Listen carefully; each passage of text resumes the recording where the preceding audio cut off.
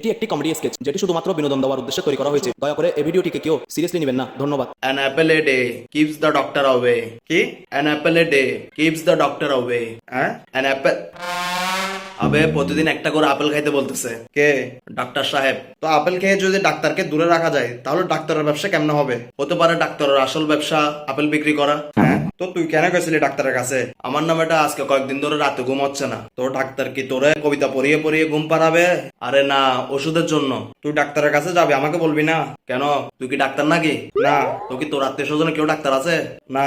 তো তোকে বলে লাভ কি? আমি সহ তোর সঙ্গে যেতাম আর কি। হ্যাঁ, যাস নাই দে, ভালো হয়েছে। কেন?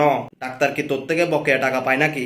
আরে না। তো কি তোরে দিয়ে হসপিটালে কাজ সব করাইছে নাকি? আরে না, কিন্তু এক আজব ঘটনা হয়ে গেছে বন্ধু। কি ঘটনা বন্ধু? তো আজকে যখন আমি ডিজে বাহারুল সরি ডাক্তার Baharul MBBS MSc OP QR ST UB WXYZ এর কাছে গেলাম, উনি আমার থেকে জিজ্ঞাসা করলো তোমার সমস্যা কি?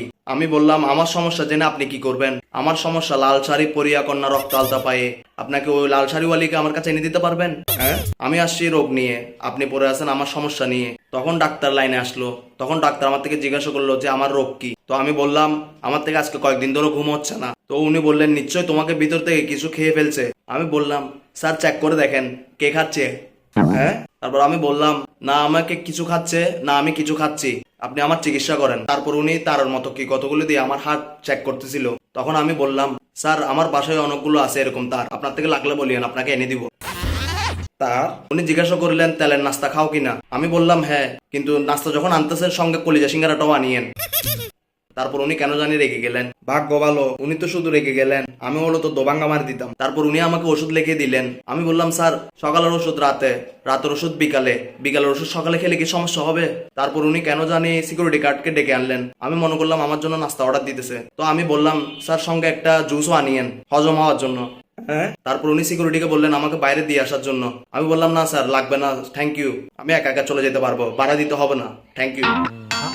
তারপর আরো 4-5টা সিকিউরিটি গার্ড কোথা থেকে চলে আসলো, ওরা আমাকে ওদের কাঁধে তুলে নিল। আমি বললাম দেখো ভাই আমি কিন্তু তোমাদের নেতা হতে পারবো না, তোমরা এই কাঁধে তুলে কোনো লাভ নেই। তারপর ওরা কেন জানে আমাকে কাঁধে তুলে নিয়ে মেডিকেলের সামনে নামাই দিলেন। তারপর আমাকে মেডিকেলের বাইরে নিয়ে নামিয়ে ওরা কেন জানি 4-5টা ডান্ডা নিয়ে আসছিল।